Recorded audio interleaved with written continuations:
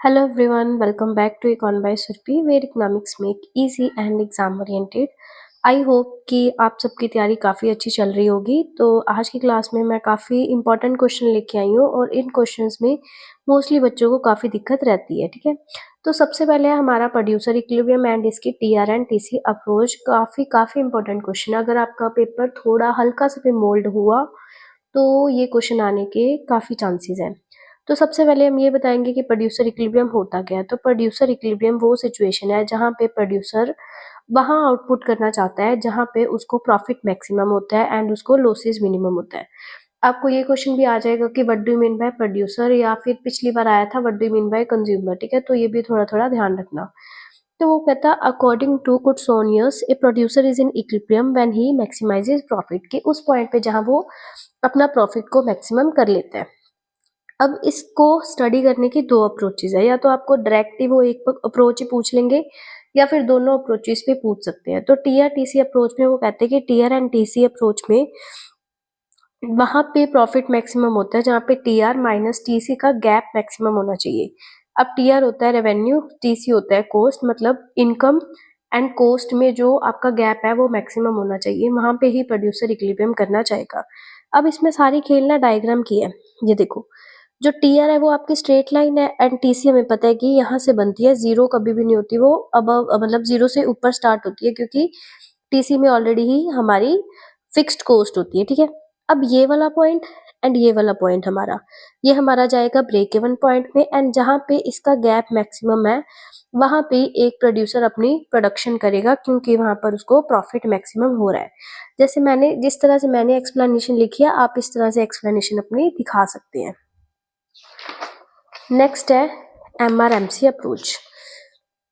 एमआरएमसी approach में क्या है कि ना, इसमें क्या कहते हैं, पहले तो दो कंडीशन है मेन। एक तो है M C is equal to M R and M C cut M R from the below. ये भी आपको 2 मार्क्स में भी पूछ लेते हैं कि एम आर एम सी की कौन सी कंडीशंस थी। एक तो है M C is equal to M R and M C cut M R from the below. अब इसमें अपन ने ना तीन चीजें दिखानी है, super normal, normal, losses. Super normal में रेवेन्यू ज्यादा होता है, कॉस्ट कम होता है। नॉर्मल में A R is equal to A C, losses में कॉस्ट ज्यादा, रेवेन्यू कम। अब देखो सुपर नॉर्मल प्रॉफिट में हमने कैसे दिखाना है, डायग्राम ध्यान से समझना। हाँ, देखो ये आपका है A R M R curve. ठीक है, जब आपने सुपर नॉर्मल प्रॉफिट दिखाना है ना, ए सी हमें पता है कि यू शेप्ड ही होता है। पहले ये वाली लाइन बना के ना ए सी यू शेप्ड बना लेना। अगर आप सुपर नॉर्मल प्रॉफिट दिखाना चाहते हो तो एम सी कर्व या ऐसे बनेगा, क्योंकि हमने ये दिखाना है कि जो मेरा एवरेज रेवेन्यू कर्व है वो ज्यादा है एवरेज कॉस्ट कर्व से। मींस जो आपका ये वाला पोर्शन आप जो शो कर रहे हो ना वो हमारा किसका जाएगा, प्रॉफिट का, सुपर नॉर्मल प्रॉफिट का। एंड नॉर्मल प्रॉफिट में हमने क्या बताया कि हमारा A C is equal M C is equal to M R.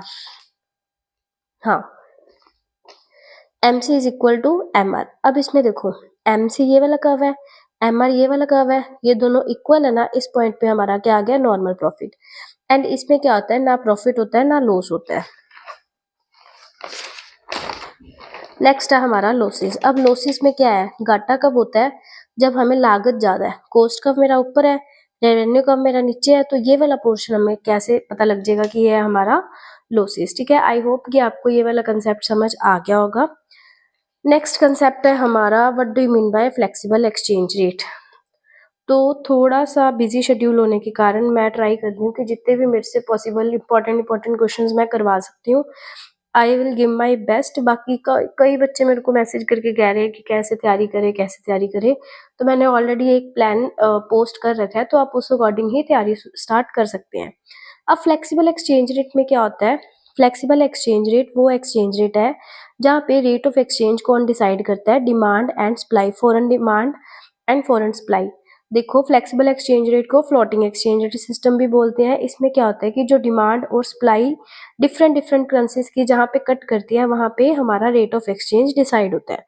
अब इसकी मेरिट्स एंड डीमेरिट्स पेपर में पूछते हैं, या फ्लेक्सिबल के पूछ लेंगे या फिर फिक्स्ड के पूछ लेंगे। अब मेरिट्स फ्लेक्सिबल वाले की क्या होंगी, एक तो हमें इसमें ज़्यादा इंटरनेशनल रिजर्व रखने की ज़रूरत नहीं है। क्यों ज़रूरत नहीं है, क्योंकि इसमें जो एडजस्टमेंट है ऑटोमेटिकली होती रहती है। फिक्स्ड में हमें रिजर्व्स पहले से रखने पड़ते हैं। सेकंड है हमारा ऑप्टिमम रिसोर्स एलोकेशन। इसमें क्या है कि जो भी हमारे पास रिसोर्सेज अवेलेबल होते हैं ना, उनका एलोकेशन अच्छे ढंग से हो पाता है, क्योंकि जो प्राइस एंड डिमांड मतलब सप्लाई और जो डिमांड है अपने आप ही ऑटोमेटिकली चेंज होते रहते हैं।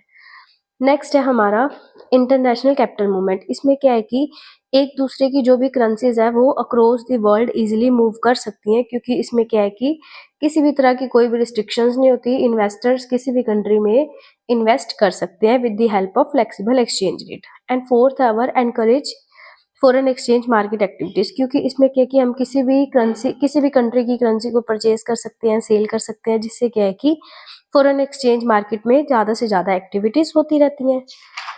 देन डीमेरिट्स में है हमारा डिफिकल्टी इन पॉलिसी कोऑर्डिनेशन। इसमें पॉलिसी कोऑर्डिनेशन मुश्किल हो जाता है, क्योंकि इसमें फ्लक्चुएशंस चलती रहती है, इंस्टेबिलिटी की दिक्कत आ जाती है। इंस्टेबिलिटी का मतलब है कि स्टेबल नहीं रहती मार्केट, कभी रेट बढ़ गया कभी रेट कम हो गया, जैसे कि पीछे से डॉलर का रेट इंक्रीज हुआ है। एंड फोर्थ है प्रॉब्लम्स इन इंटरनेशनल ट्रेड। अब इसमें क्या है कि हम लंबे टाइम की पॉलिसीज बना नहीं सकते, क्योंकि रेट फिक्स नहीं रहते। जैसे फिक्स्ड में हम लंबे टाइम की पॉलिसीज बनाने में इजी रहते हैं और उसमें ट्रेड भी बढ़ता है, पर इसमें क्या है कि फ्लक्चुएशंस होने के कारण स्टेबिलिटी भी नहीं रहती और इंटरनेशनल ट्रेड में भी मुश्किल आती है। तो ये क्वेश्चन भी काफ़ी इंपॉर्टेंट है। मैं आपके लिए एक एमसीक्यू सेशन लेके आऊँगी, जिसमें अराउंड 50 टू मतलब मिनिमम 50 एमसीक्यूज तो होंगे, जिसमें मैं सिर्फ इम्पॉर्टेंट एमसीक्यूज जो मोस्ट इम्पॉर्टेंट आपके पेपर में आ सकते हैं, सिर्फ एमसीक्यूज ही नहीं, असर्शन रीजनिंग होगी, ये जो 2-3 चीज़ें हैं, ट्रू फॉल्स हो गए, मैं सारा कुछ ही कवर कर लूँगी। पर I will try my best कि मैं परसों तक वो सेशन ले आऊँ, लाइव ही लेके आऊँगी। अगर लाइव में क्वालिटी अच्छी ना हो पाई तो मैं रिकॉर्डेड पोस्ट कर दूँगी, बट ट्राई करूँगी कि मैं लाइव ही लेके आऊँ, सो दैट आप भी उसका ईज़िली आंसर्स वगैरह दे सकें, ठीक है? तो मैं 1-2 वीडियोज़ और डालूँगी 4 मार्क्स में, ठीक है? 6 मार्क्स की मैं वीडियो नहीं डालूँगी, क्योंकि आपको 6 मार्क्स तो ऑलरेडी पता ही है। 2 मार्क्स मैंने करवा दिए और एमसीक्यूज़ मैं आपको 1 आधे दिन में सारे कवर करवा दूँगी। तो आई होप आपको वीडियो अच्छी लगी होगी। Please like, comment and share my channel, support my channel. वैसे तो काफ़ी बच्चे अच्छा सपोर्ट कर रहे हैं, सारे ही अच्छा सपोर्ट कर रहे हैं। Thank you so much. तो मिलते हैं नेक्स्ट वीडियो में। Keep learning and keep sharing.